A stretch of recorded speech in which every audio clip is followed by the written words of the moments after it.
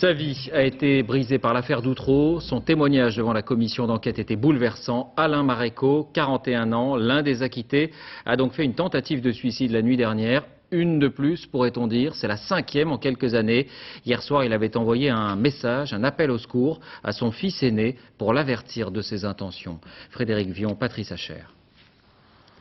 Alain Maréco n'aura donc passé qu'une douzaine d'heures à l'hôpital de Calais, où il avait été admis vers 1 h du matin en urgence après avoir absorbé des barbituriques.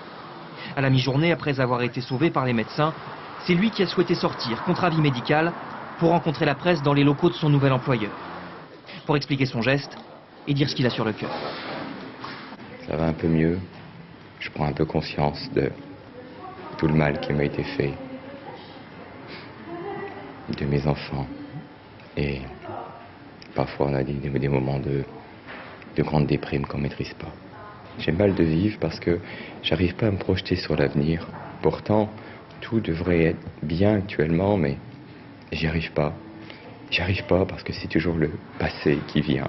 C'est toujours les affres de la rafle du 14 novembre 2001, la lettre de cachet du juge Burgot, la procédure inquisitoire de la police et mes 23 mois de détention provisoire. Et j'ai des images atroces de mes enfants derrière des grilles qui m'appellent. Et moi qui ne suis pas là. Et c'est tout ça qui revient actuellement. Qu'est-ce que vous souhaitez aujourd'hui pour vous, pour vos enfants? Revenir comme avant, c'est pas possible. On ne pourra jamais remplacer tout ce qu'on a perdu. Mais maintenant, c'est qu'effectivement, nous soyons de nouveau réhabilités, qu'on arrive à avoir de nouveau une vie, qu'on arrive à voir le futur.